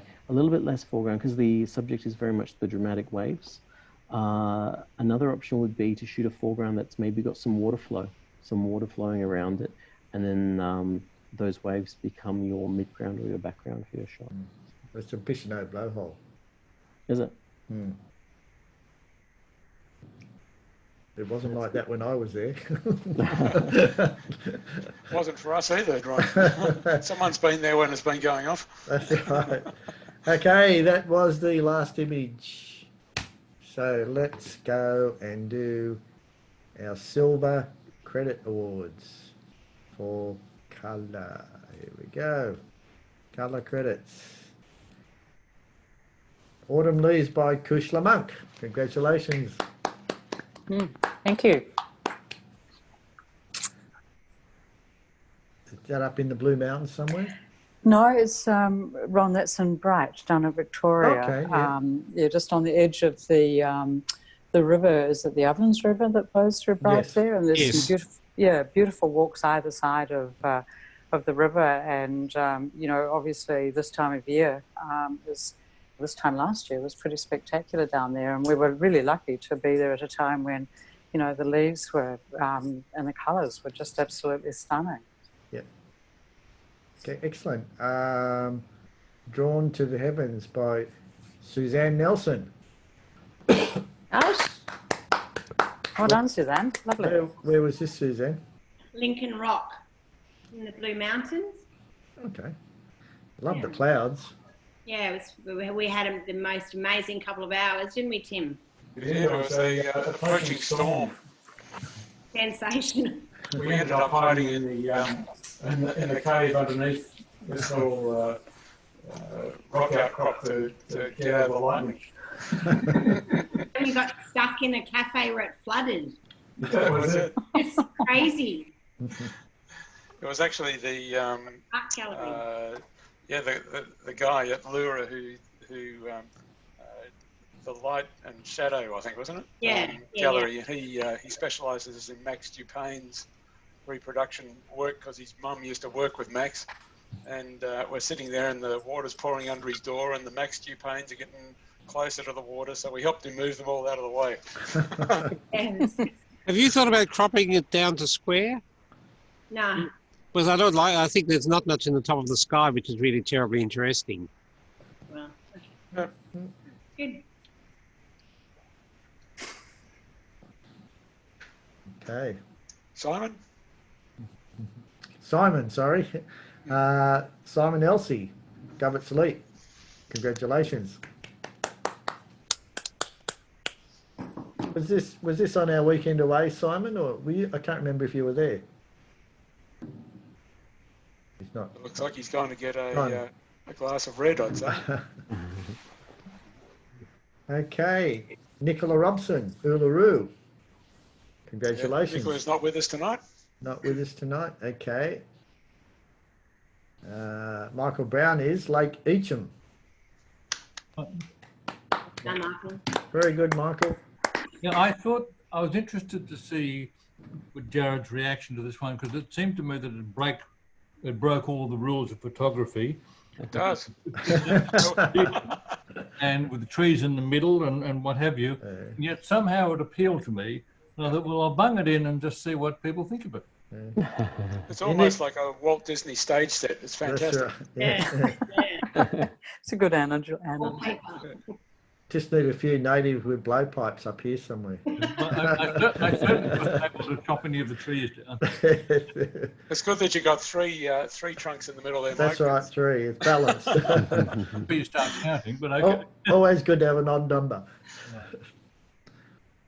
Okay, this is Peaceful Sunset by Janice Amato, who's one of our country members up northern New South Wales. Very nice. Tiny little moon. Hardly see it. No birds in the shop. Okay, Judy Hawkes, come on down. Tassie Colours. Oh, very nice, Judy. Good shot. And another one from Janice from northern New South Wales, Isolation. It's a really interesting desolate beach picture. Yeah, well done. I like that one. Yeah, It's really Got a lovely nice. glow to it. Yeah. That's beautiful in the water. Yeah. Really nice. Okay, and Ian Woodforth is in the awards again. Well done, Ian. Another one from Lord Howe Island. All he has to do is straighten his horizon. It's only about 1 degree out. Oh no, yeah, you're right. This is about. And Filled with a Tree and Cloud by Mr. Peter Hammer. Good. Very nice, Peter. Good. Thank you. Okay, and Sandor Doos. Is Sandor on tonight? Yes, Sandor was on. Yes, I'm here. Whereabouts was this one, Sandor? That's Divai Rockpool. Okay. Oh, yeah. I love the thongs in the lower left-hand corner. The colours are on steroids, aren't they? That's right. No, actually, it's the artificial light of the there's a little amenity block there. Oh yeah. And that's the artificial light. It's very close actually. Yeah. So It's probably sodium lights. By the looks of it. So it's very strong, and the colors are almost identical to these. So. Very good. Congratulations. Thank you. And Nicola Robson is not on tonight? Not on tonight? No. Okay.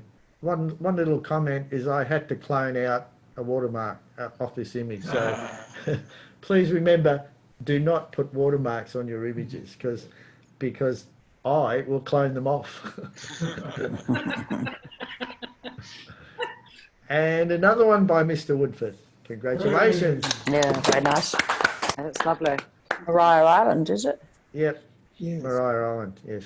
Convict cells. And Rosie, Outback Lifeblood. It's in a billabong somewhere, was it? It was in Catherine Gorge, actually. Yeah. I love the abstract and the colours. I think it's really good. Yeah, we did the sunrise river cruise up the gorge. So. Oh, very nice. Very good. Thank you. Thank you. Nice one, Rosie. And that was the last of the Silver Credit Awards. So, moving on along, we'll go to our Golden Merit Awards. Number 1 by Maribi Matzo. Congratulations, Maribi. That was shot on the long weekend. Yes, it Yes. was. Mm-hmm. Yeah, we were fortunate that we had some really interesting mornings with lots of clouds and mist. So. They're all planned, right? Pardon? They're all planned. Yeah. Very good, Maribi. Congratulations. Thank you. And in the style of Harold Casno by Timothy Moon. That's it. The famous Casno tree. Yeah. Very nice. Very nice. There's I've got another series of shots there in the little split in the tree. As it runs up is you can stand inside it. It'd have to be about a metre and a half wide and about 3 metres high. And there was a dead kangaroo in there with just a skeleton. I've got a series of other shots, most dramatic sort of setting to have it set in that little in the hollow of the tree. It's fantastic. Oh, really? Did somebody put it in there? Put it there. It wasn't there a couple of weeks later when I. That's because 8 days. That's because Timothy took it away so that nobody else could get the shot. That's it. Right. Oops, sorry. There's no tree. There we are. Dove Lake by Louise Gambler. Nice shot, Louise. Beautiful. Very nice. Nice light. A cold morning, wasn't it, Louise? It was indeed.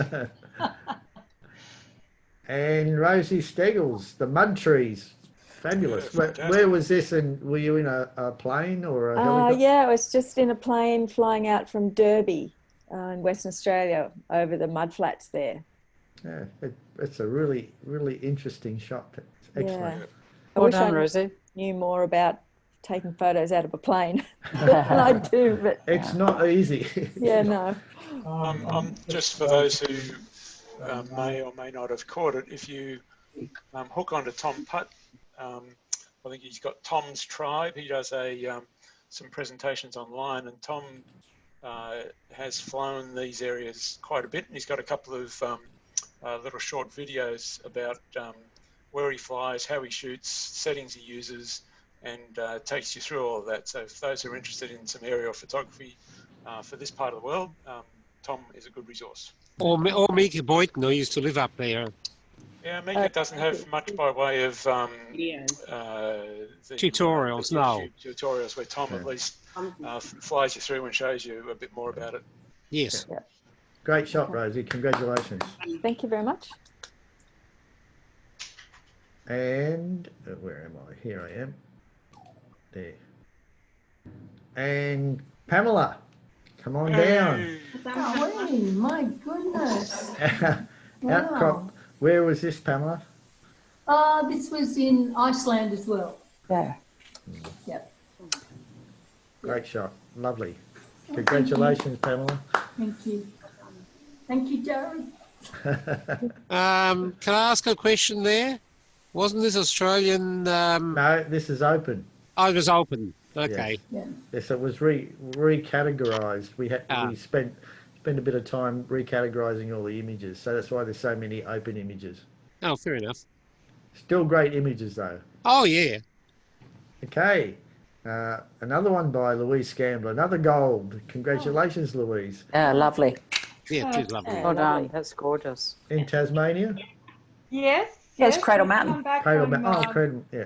Cradle Mountain, and we were just pausing there in a sort of flat area. It was quite interesting. Yeah. But I take on board your comments with that one, Jarrod. Thank you for that. Welcome, well done. And another one by Mr. Timothy Moon, the Stormy Coastline. Yeah, that's Crescent Head. Beautiful. Very good. Beautiful So, light. so if you try to shoot that, You'll need a drone because that's actually a vertical panorama using a drone. So you can't actually get that from standing on the headland that opposes there. Okay. One day we'll be able to fly our drones again, Timothy. That's right. One day. Okay, and Elsbeth. Is Elsbeth online? Yeah, Elspeth's here. Elsbeth, Yeah. congratulations. I am. Gold Merit Award. Oh my This- God. I love this one, Elspeth. I love it. Whereabouts was this? It's from a friend's property in Cargo. Oh, Okay. Yeah, it's beautiful. It's So it's a beautiful. bit further from Orange. Yeah. Yeah. I love the light. It was The Well, light's spectacular. beautiful. Just lucky. It's just the way it is. Yeah. Like that every day. The light is very similar to a Glover painting. Very nice. Yes. Thank you. Very good. Congratulations. Thank you. And a lovely image by Robin Moon. Why are they laughing, Robin? Why? I don't know. It's just cruel. Cruel It is and unusual. cruel, very cruel. I'll make one comment. I find that really distracting, that bit there. I agree. The bird. You've got too many birds. If you look at, I had to look close, but it is a bird. It's a bird. Yeah. Yeah. Is it not a robin? It's not It's a a yellow robin. Yeah. It was a watermark. Okay, and Dallas. Is Dallas on? Yes, he is. Congratulations, Dallas. Thanks, Ron. Whereabouts with the lavender field? Loire Valley. Oh, Loire. Very Okay. pretty. Beautiful. Thank Stunning. you. And Congratulations. thanks, Jarrod, for the comments.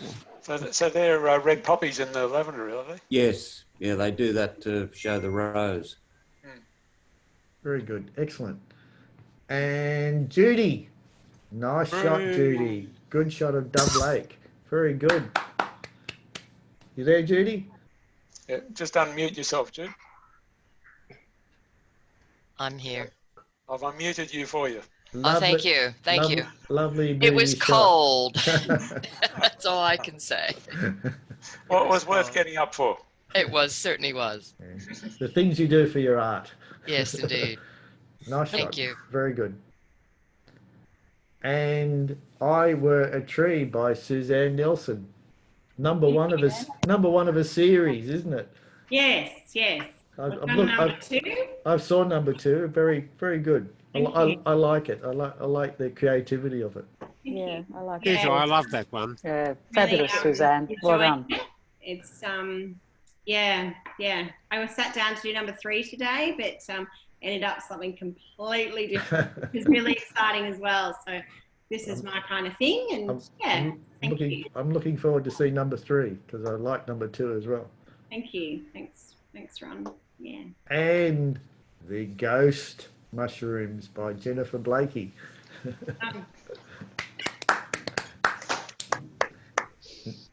Not far from the zoo, Jennifer, are they? No, they're not far at all. They're basically down the end of my street. There are some more to go see tonight, if it's not blowing a gale. No, it's not. I think the rain stopped now. So. Born to secrecy, so $100 a head. Jen will show you where they are. She's made a lot. Snapchat, we can GPS you. Jen's been very good the last few weeks at sending a few of us the coordinates to the mushrooms every night. So we've been going out and meeting little covert COVID meetings with amongst the mushrooms out in the secret spots, but she puts forward a new GPS location about every second day. About once a week. Yeah, that's good. It's been great. Would they still, do they still glow if it's wet? Yes, they don't care that it's raining. Right. Yeah. It's only me who cares that it's raining. The first crop that we went out, Jen and I went out one night, and there were probably about 10 or 15 of them in the bush. So it was pitch black and just with glow mushrooms all around. Fantastic. It was fabulous. Fantastic. Yeah. Excellent. Brilliant. Congratulations, Jennifer. Depending on the time of day you go, there's little people actually walking underneath the mushrooms. So at least Thanks, that's Jarrod. at least what Robin saw. Yeah. I can prove that after this. I think you bet. Jen, how come you didn't put the other shot in? Spider shot. The spider was moving, I think. Oh. The spider's a bit blurry, but I will put the spider eventually. Yeah. So she has another shot of the mushrooms. Maybe not sure if it's the same group, but when after she'd taken the shot, there was this massive, huge spider on the underneath of the left-hand gills there of the mushroom that no one could different see. clump. Yeah, different. Yeah. It's pretty cool. Excellent. Okay, and Maribi, Longreef. Nice shot. Beautiful shot, Maribi. Fabulous. Another golden shot. Excellent. Well done. And where's your bird, Robin? there's no bird in this one, Robin. Why not? Where's the bird? It's the bird. It's on the boat. Behind the cloud. It's a blackbird in the cloud. Yeah, he's just tumbling around in there. I love the reflections on the sand. It's just Yes, so do I, Suzanne. That's brilliant. Yeah. So it's beautiful. The sand I got on the beach at Ballina. So the clouds came from Yamba and the sand came from Ballina. But I've never seen sand like it before. And it was just one morning while I was waiting to catch a plane to fly home for the weekend. And the sand, the patterns were just doing that on the sunrise. Incredible. It was amazing. Impressive. Yeah. Great shot. Didn't Timothy want to get a shot of them as well? No, he wasn't he was there. at home. He was 500 kilometres away. Okay, I think that is the last. So here we go. The Judges' Choice Awards for colour. Okay, Mr. Timothy Moon with his Casno Sunset is the Judges' choice. Thank you, Jarrod. Yes, I did quite a bit of work to bring the light up on the tree. So that was the trick, was to actually bring the light up in the foreground, so it led you into the picture. Very good. Beautiful. Excellent shot. And Mr. Timothy Moon.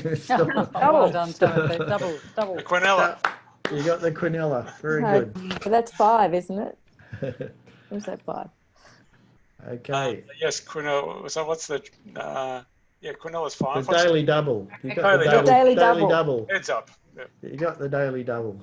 Okay, and wait for it. The members' choice was the magic mushrooms, Jarrod. Oh, fantastic. Well done. Thank you, folks. Well done. Well done. Okay, here endeth the competition and the results. Oh, Back to you, Tim. I'll unshare my screen. Unshare the screen. Oh, Yeah. an entertaining evening. So thank you very much, Jarrod. So Yes. I think we all enjoyed your judging and the various comments floating around. So we try to treat these more as I say, rather than sheep stations. It's an opportunity where people can learn through the critiquing. So it's more of a critique than a hardline judging. So it worked really well. So thanks very much for agreeing to judge on this, and also agreeing to judge on the Mossman Photography Awards. Thank you, everybody. Thanks, Jarrod. Much appreciated. Great judging. Thank you.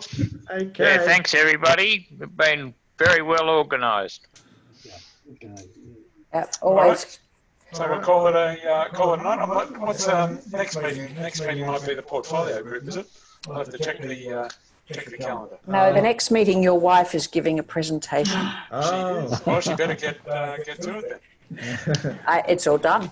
All finished, all done. So, yes. Maybe. Any moons and What's it on, Robin? On creative portraiture. Creative portraiture. So we've got a category coming up on the selfies, I think, but it wasn't it, self-portraits. We decided, seeing as everybody was in lockdown, that you could turn your attention to taking photos of yourself. Hey. When the kids and the dog have had enough of you taking photos of them. No So, Can I submit a black canvas? Yeah, all of that. Okay. So I've put together some multiple and varied ways on how to take photos of yourself. How to blend images in Photoshop to enhance your storytelling by All of that. Robin Moon. All of that. All of that. So that's on the 4th of June. So I'm going to have to learn how to be Picasso, won't I? Yeah. What a challenge. opportunity for Leo to get his dress-up gear out. Okay. All right. See you all next time. All right. Good Thanks, night, Jarrod. everyone. Much Thank you, appreciated. Thanks, thank you, Jarrod. Jarrod. Bye. Thank you.